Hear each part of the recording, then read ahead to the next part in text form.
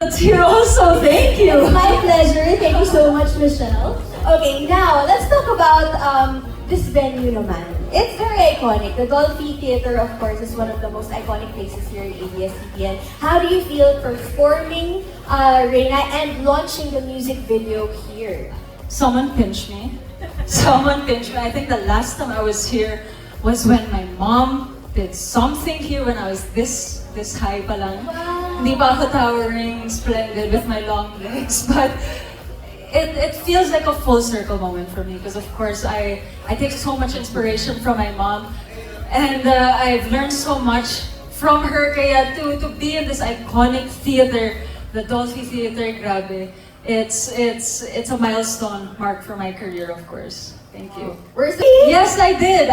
For those that don't know, I was in theater growing up. My first play as a freshman was actually Wicked. And I played Prince Fiyero. I played Fiyero. I also did Ariel. Ano nga ulit yun? Oh my gosh. Little Mermaid yun. Ariel. And I was active in the Glee Club. I was in the choir. So lahat ng masses in school, ako po gumagawa. I mean, like, I was part of that. It's just mas na-highlight lang talaga yung pagiging adrenaline junkie ko, being part of the varsity. Of course, when I started my career, I started with acting, and when you're a beauty queen, of course, you're not fighting for yourself or your career, you're fighting for the country. It's not a selfish battle, it's a battle for the country. And it was after Miss Universe that felt like it was the right time to finally expose a side of me that I've been itching to do. Alam ng mga MMDvers here that I communicate with them through songs. They're so good at deciphering like what I'm trying to say. And kaya, like, iba rin talaga yung relationship ko with my fans because they're not just fans of my family din. Aww! Nag-dance cover ng iyong song. Yes. What can you mention? I mean, going back the memory lane, you know, I've known about Reina, this song. I've hawak ko na yung mastered material since last year. It wasn't easy. It wasn't an overnight thing that we wanted to do. We knew how much this might mean to people, how it's marking like my whole career. It's like summing it up because di naman po ako nakilala kasi nanalo sa Miss Universe. It's because I actually came home na hindi dala ang corona but was celebrated because everyone saw the hard work, the blood, the sweat, the tears, and mas maraming ang natatalo sa buhay kaysa sa nananalo. And that's why it's a very, very powerful song that, of course, we package in a way that's so empowering that you shouldn't cry when something bad happens. You should celebrate yourself. You should celebrate the losses, celebrate the wins. And ito yung mangyayari sa inyo. Pero it wasn't ang dami mangyayari kasi, you know, from conceptualizing it, and I took a very active role behind the scenes, not just as the talent, but also as the creative. So it was very collaborative between me, ABS, and GMA. And I'm so proud of my team Personify that produced the first music video that you saw. And ito rin, I'm so excited for all of you to see it because this one is really dedicated to all of you, specifically for this month, specifically for the community that really screams loud and proud for our pride. Kaya this one is really for them. And marami pa po tayong pagdadaanan. I'm just glad we're off to a great start. We are, yes. We really do love that. Came out, I think, around 2023 after I won Miss Universe Philippines. But even before then, I was a loud and proud ally na rin of the LGBT community. Of course, my mom. I really credit my mom na ganun ako mag-isip kasi bata pa lang ako, she was so vocal about her love to the gay community, to the whole community. But if you remember, I was the most bashed Miss Universe Philippines queen. And it was because they were trying to take that against me, my identity against me. And when I came out, I finally mustered up the strength to come out because I didn't want to come out in competition. My fight wasn't about that. Of course, I advocate for autism awareness, and I just knew, knowing the pageant community, that if I came out in competition, everything else that I was fighting for might have been clouded. But everything happens for a reason because it's when I came out after, grabe talaga yung reception and how it really turned the table for me and my confidence and the kind of love I received to the community. And I know this is a big community that helped me do what I did in El Salvador, do what I did after. And this is really for them and for what they've been able to do for me. And, I won't be tired of screening my alliance because we are part of an amazing community. I love June. If my birthday was just on June, favorite month ko na siya. Pero bias tayo sa April, but if ever, it's such an amazing time to celebrate your pride and to celebrate who you are. And it's more than just being out. It's about loving your own and everybody around you. So perfect. I was so nervous shooting this because we shot this, I think, before the other music video that we shot also. So this was actually one of the first moments that I had to really sing and dance. So I do have so much pride for what I was able to do here. But syempre, on a different note naman, always sharing the same stage as my mom is always such a memorable thing for me. But may cameo role ako here in this video. And hindi siya tao. But one of the things that I love was that my childhood dream car, I was able to turn pink. And I was able to include it in this music video. And pagbigyan niyo na ako, very sentimental queen ako. I've been working towards getting a Jeep for myself, and finally for it to be in one of my first music videos and to see it there in all of its pink glory. Parang it just feels really good. And syempre, it was the first time that I was able to work with ABS-CBN together with GMA. Kaya everything collectively, it's so hard to choose just one. But ayun, it's a collective effort, collective success po talaga. Speaking of collective effort, I just learned kanina actually, mas nauna pa tong collab na to between ABS-CBN Music and GMA kaysa sa PBB. Talaga ito yung first collab ng dalawang network. So, ikaw talaga yung base dun sa collab na yon. So, before we play it, alright, I noticed some of you were taking videos, so I think it goes without saying, since tomorrow pa po, marami pa po kaming guests na hindi lang namin naisama. So of course, sometimes you have to make a creative decision and repurpose that materials para it's given a better highlight. So marami pa po kayong aabangan na edit downs here for me to show kung sino mga yun. So mga lima yun na hindi nasama sa final edit. Nanay ko lang tsaka yung aso ko yung pumasa sa final casting. Abangan po natin yan. That will be out again tomorrow, 7 p.m. I will agree that there is a lot of work to be done pa rin. Of course, malayo nang narating natin, this community, pero mas malayo pa ang pwedeng marating. Am I affected that there is less corporate backing to the community? I actually haven't noticed because this community isn't driven by corporations.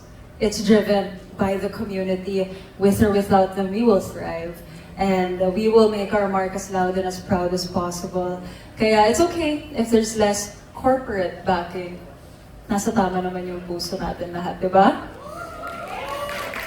Ito po yung only kanta ko. Hindi, ito lang po yung only kanta ko, tapos na.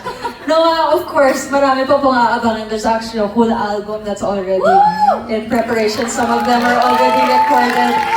It's just the matter of releasing it at the right time. Pero marami pa po kayong aabangan, a lot of genres. I'm actually very, very excited for the more sensual songs that we're going to release. And some anthemic also, taking inspiration from a lot of my idols. And what matters to me, of course, this was dedicated specifically to all of you, to everyone that helped me along my journey, to everyone that can relate to that journey.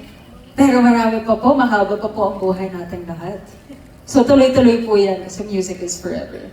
I think. Casey Tantingan. I would love to collaborate with my girls from the Beanie Group. And I do appreciate SB19's newest album as well. Kaya, for local artists, nandiyan din si Juan Carlos. Ay nako, marami po talaga. And I love how they're able to communicate their feelings and emotions to their fans and their experiences through song and art. Pero we're gonna think big, of course, andyan si Beyonce, si Justin Bieber, si Sean. Fangirl din naman si Mensahe, ay hindi pala si Mensahe, mali. Si Tay-Tay, Taylor Swift. Pero subtle plug pala. Pero you know, sky's the limit. Sky's the limit and a lot of collaborations are on the way. We're excited for that. Okay, now let's go to our next question. From Alan, ayun. Can we hand him the microphone, please? There you go. Hello, congratulations, Michelle. Thank you po. Nakaka-LSS yung song. Pwede gamitin sa pageant, di ba? Oo naman. Dapat it was released specifically before pageant season para with the hopes na magagamit po talaga siya sa pageant stage. So congratulations. Nag-start naman yung lahat ng to because you are crowned as Miss Universe Philippines ng 2023. We're just curious kung you want to share with us yung mga memorable experiences mo, some like yung mga funny or memorable thing happened to you during the pageant, especially siguro yung competing internationally. International? Actually, grabe, the success naman kasi po talaga ng 2023 year ko is the accumulation of the experiences that I experienced in my first two pageants. Of course, I represented the Philippines as Miss World, so that was a national and international competition. I joined again Miss Universe 22, and I won first runner-up. 23 was when I said, you know, third time's a charm, what am I doing wrong? And I really had to look inside and see what was going on, and that was because hindi ako nagpapakatotoo sa sarili ko. Hindi ako nagpapakatotoo kung ano talaga yung kaya kong gawin sustainably. Dati kasi, sobrang nagko-conform lang ako kung ano yung iniisip kong bagay, kung ano yung iniisip kong gusto nang makita ng mga tao. Pero it's really owning that individuality that really brought my success. Pero with that, is also purity of intentions. Kasi kapag maraming lumilipad na masyadong competitive, sometimes you have to realize na you're there, not in competition with all of these girls, but with yourself. Kalaban mo sarili mo, kalaban mo yung performance mo. Kung anong gawin ng ibang babae on stage, hindi mo na yun dapat problema. And it's that realization that just allowed me to have fun. One of the best advices that Pia Wurtzbach gave me was, once you get there, just have fun. Because the whole world will feel you having fun. And it just being so authentic. And that's what I did. I made friends with everyone. I had such a great relationship with my co-candidates, my co-delegates. And I think the whole world felt that. Now, I was just enjoying my journey all throughout. And I came in 200% prepared. Kudos to my Miss Universe team. Now, I did not have backup options. Like I know a lot of us fly with backups, thinking something might go wrong, but I had full confidence in my team and my designers, my creatives back home and the organizations na kaya na nilang dalhin yung quality ng Pilipinas. So I only flew with 2 perfect gowns with the exact amount of outfits. And of course, a little extra because alam naman natin na we had to go somewhere else after El Salvador. Pero it was a perfect journey with the perfect core group and the perfect people helping me achieve that vision. Kasi alam naman namin lahat, it's not a vision for Michelle Dee, it's the vision of the Philippines. We were going for the 5th crown. And it was a laban na sinigaw ng buong Pilipinas and we really shocked the universe when what happened. And because it happened, here we are, we have a song. What better way to make your mark than to sing about it? Thank you, Michelle. Yung second question ko is, for you, what is the meaning of Reyna? At ano yung gusto mo iparating dun sa mga LGBT community about this song? I mean, hindi lang to para sa mga reyna ha, kasi pwede ka maging reyna kahit hindi ka babae. Of course, it's so much deeper than that. And when you listen to the lyrics, if you translate it in English, it's like you have been bashed, you have been insulted, criticized all throughout your life. And it's really your lakas loob, your confidence that is your true crown. Lakas loob ang aking corona. Hindi pagpapanalo ang aking corona. Lakas ng loob, and that means you can do that in anything you do within your life. Kaya sobrang reyna ka dyan, kapag kunwari na nag-graduate ka lang, you got promoted, you master a new skill, nakaka-reyna talaga because all of that, you will only discover if you had the courage to try something new. So parang ganun lang naman. Thank you, Michelle. Congratulations. So, importante yung lakas